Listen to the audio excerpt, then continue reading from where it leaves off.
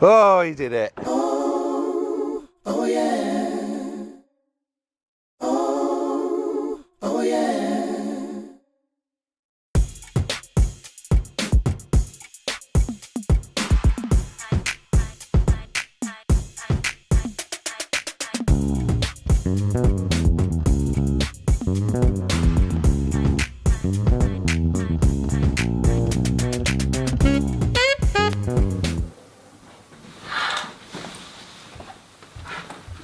Today is going to be a travel vlog. Heading over to Katie's parents in Northern Ireland. What I want to do today is I want to take my drone with me so we get a really good travel vlog, but it means I've got to pack it in my hand luggage alongside everything else. We have 2 hours till the flight leaves.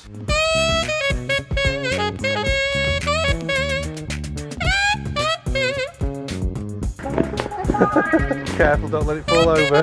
Oh, he did it.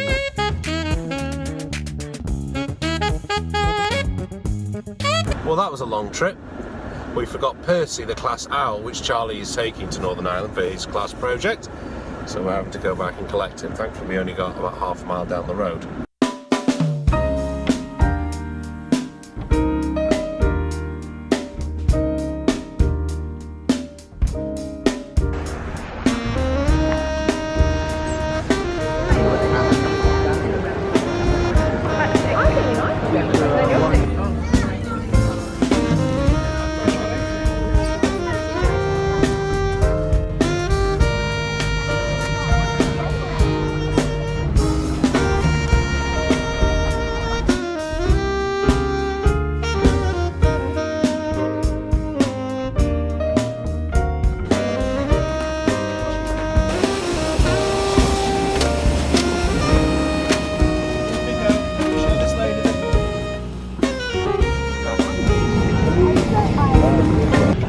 Okay.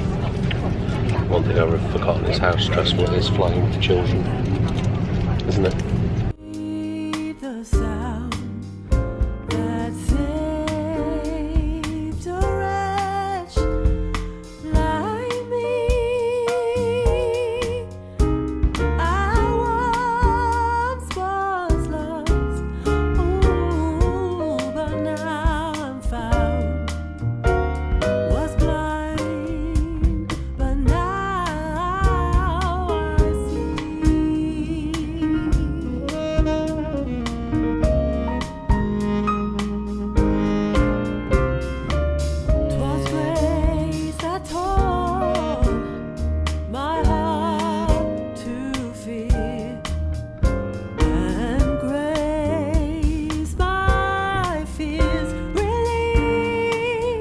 Belfast, and it's raining. What a surprise.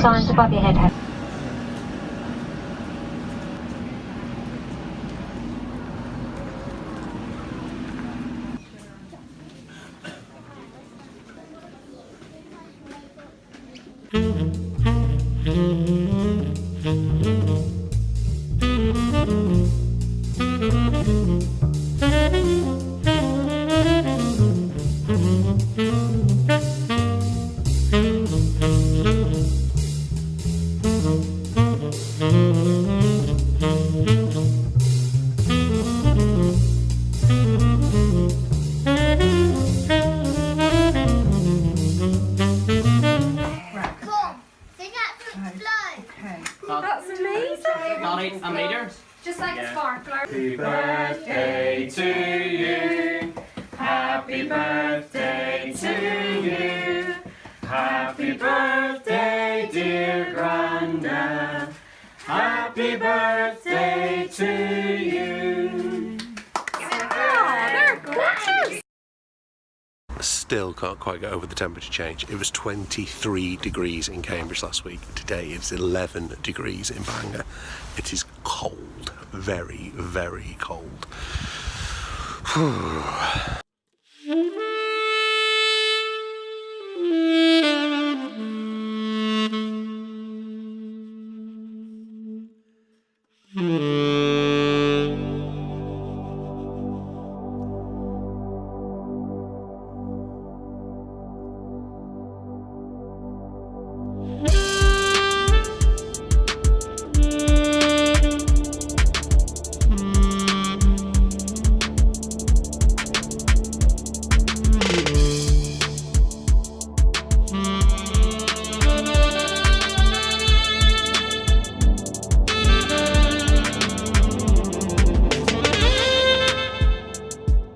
rather innocuous looking beach to most people, but to Katie and I, a very special place. This is where we got engaged, and we sort of came down and did some of our wedding pictures here as well. It's one of Katie's favourite places, and so that's why I chose it. This has kind of been like the only little window in the time I've been here where I've been able to get the drone out, because it hasn't been gale force wind. I don't know how this vlog's going to all band together in the end, but hopefully it makes an interesting travel vlog. It's now about 6:30 on a Sunday evening. It is getting very, very cold now, and it's time to head back.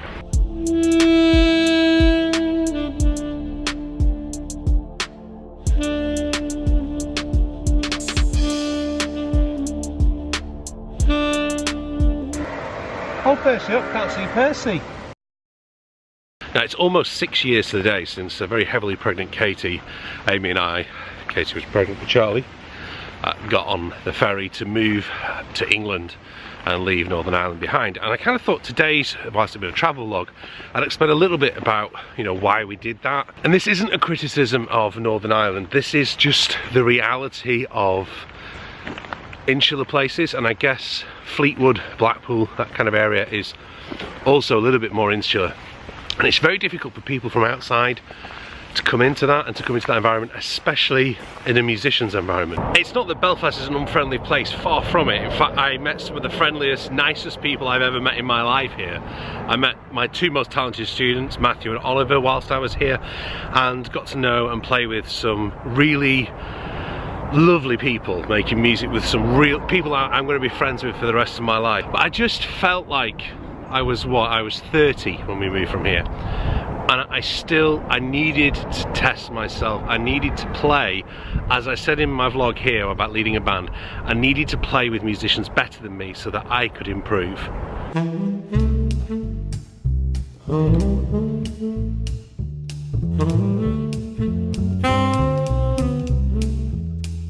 There's always a part of me when I'm in Belfast and they say, drive safely. I think there's a bit of a veiled threat in there, you know, like, just drive safely, or else, you know. Anyway, gonna give you a little bit more of a tour of the city that I called home, well, for about 18 months and then worked in for another 3 years. I was going to try and drive you past May Street, where I had one of the most unusual jobs I've ever had in my life, which was artiste in residence. Just over here is the Bert's Jazz Club, where I played for a number of years. Came back and played there, and then just had enough, because it was kind of this sort of the place where people paid £10 extra to sit closer to the band than moaned about the volume of the band. So I could never quite understand the logic in that. So at May Street, I was asked to be artiste in residence, which was a really interesting position. I got to work with like the Irish Chamber Orchestra. I got to do regular jazz gigs every week there. But one of the weird things they got me to do, they opened this cafe, the Urban Soul Project, and in order to promote it, one of the business guys who was involved with it, who was a very sharp guy, Mark Finley, he said, what we should do, we should get out at 7 o'clock in the morning, get Dan playing his saxophone, and give out free samples of coffee to people, which is what we did. But I wasn't overly enamoured about getting up at 7 o'clock in the morning to play in the freezing cold Belfast weather.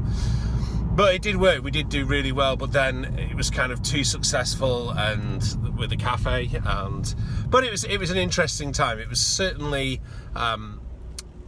this interesting time kind of before the financial crash in Ireland, kind of like 2007, 2008, where there was still just, it was a bubble. There was just this kind of, what they called the peace dividend here in Belfast, where, you know, once the peace process had kicked in, there was an awful lot of inward investment from people in America and across Europe and the UK government, and it was just on the bounce. And for people who lived here or the lives like Katie had, it was a real transformation. And I can see transformation now, and it's the little things. It's things like the police stations look more normal now. There's not massive barriers of mortar catch fences and stuff like that, which they used to have.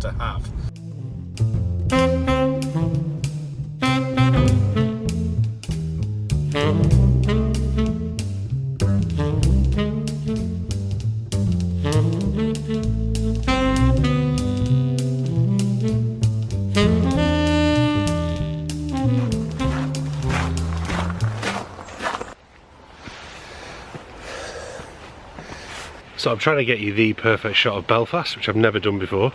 This is called the Cave Hill, as in my song The Cave Hill Stomp. But I've got on this trail and that kind of leads to a dead end, and the steps are really slippy and there's no guardrail, and I'm only wearing shoes. Very beautiful bit of the countryside though. I just kind of wish I wasn't half lost.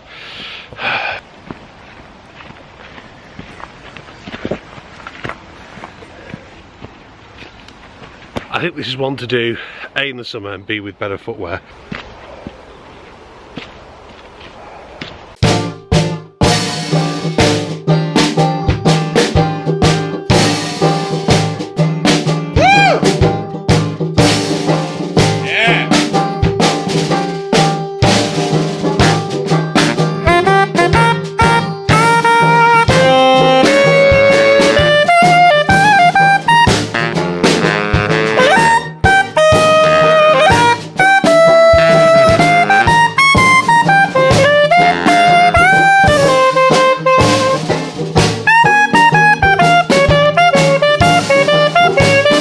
It's time to go home. We're just packing up. I've got to try and get the drone, my camera, and my MacBook all squished into one case again.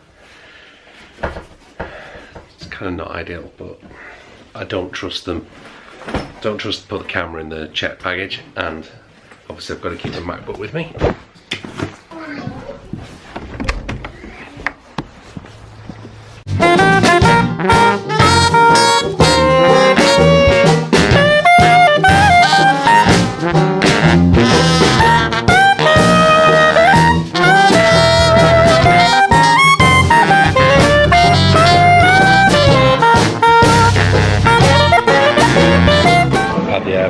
Had the most almighty row because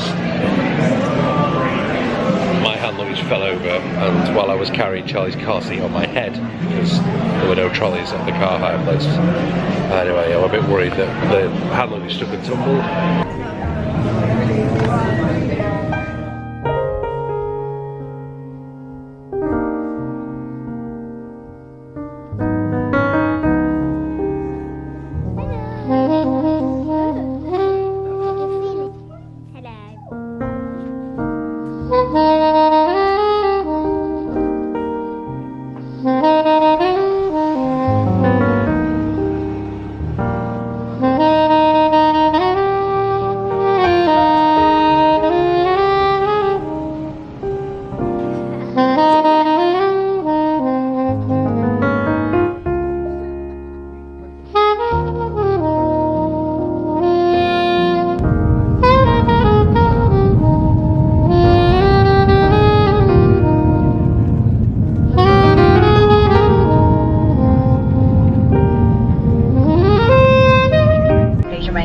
With your seatbelt securely fastened. Well, I reckon that's about it.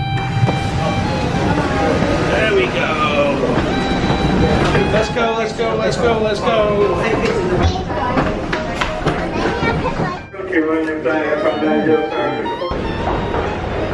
So that's the end of this travel vlog. Thank you very much for watching. Please hit that subscribe button and I will see you really, really soon.